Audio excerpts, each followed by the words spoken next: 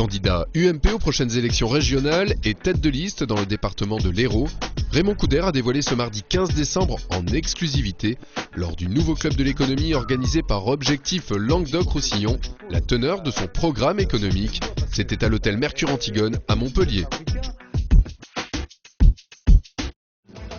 Une animation menée par Jean-Claude Gallo, directeur de la publication et de la rédaction, et Gwenaël Moulin, journaliste. Alors que la campagne a bien démarré, Raymond Couder est le premier candidat à s'exprimer au club de l'économie. Alors Raymond Couder, quels sont les grands axes de votre programme, au niveau économique bien entendu? Moi, ce qui me préoccupe surtout, c'est de déterminer quelles sont les grandes priorités dans notre région. Alors, je pense que la première priorité, c'est le monde rural et le monde agricole. Et dans ce domaine-là, je pense plus particulièrement aux viticulteurs qui ont besoin qu'on leur apporte la régularité, de la qualité et de la quantité grâce à l'eau. Il faut pouvoir irriguer par le goutte à goutte, bien sûr, pas par aspersion. Il faut pouvoir irriguer et assurer la régularité dans la production. Le second point, c'est le tourisme. Le tourisme, c'est 15% du produit intérieur brut régional. Actuellement, c'est 2% des crédits et 0,6% de l'investissement régional. Et donc ça ne peut pas durer comme ça. Il faut que véritablement cette richesse qu'est l'accueil touristique soit appuyée, soit développée, qu'on soit aux côtés des professionnels et que ce ne soit pas du haut de la tour du conseil régional qu'on décide ce qu'il faut faire pour la région.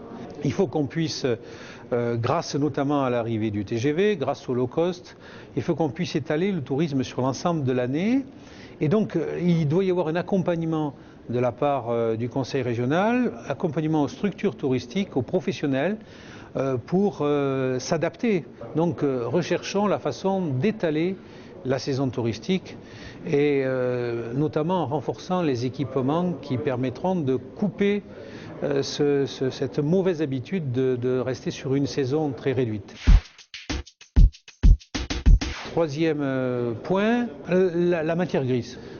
Nous avons une chance, c'est d'avoir de forts laboratoires de recherche qui ont une bonne réputation, qui travaillent en réseau. Et nous avons besoin là de leur apporter un plus. Alors dans la plupart des régions, à l'occasion du plan campus, la région apporte 1 euro pour 1 euro apporté par l'État. Ici, dans la région Languedoc-Roussillon, la région apporte 50 centimes d'euros pour 1 euro apporté par l'État. Et je pense que nous devons apporter 1 euro pour 1 euro, comme ailleurs, pour véritablement renforcer ce tissu de laboratoire et cette force universitaire que nous avons sur le territoire. Le quatrième point sur lequel je veux insister, c'est alors plus dans la création et développement d'entreprises, c'est le renforcement des fonds propres des entreprises. Je pense que la région doit avoir un rôle de chef de file pour mettre en place un fonds qui regroupe Soridec, Oseo, la Banque européenne d'investissement, des fonds privés et publics mélangés, pour pouvoir répondre à toutes les catégories de demandes, depuis la demande de la TPE, le microcrédit, jusqu'à la demande de la grosse PME, qui est d'une autre nature, véritablement renforcement des fonds propres de l'entreprise pour lui permettre d'entamer un développement.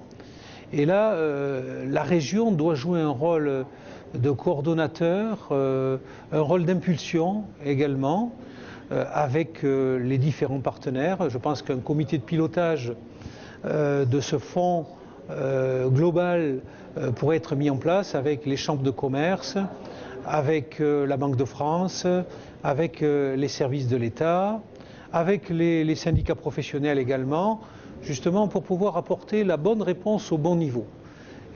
Nous devons prendre de l'initiative dans ce domaine-là parce qu'on sait que dans notre région, l'un des problèmes essentiels des entreprises, c'est le problème des fonds propres et il faut y apporter la réponse adaptée.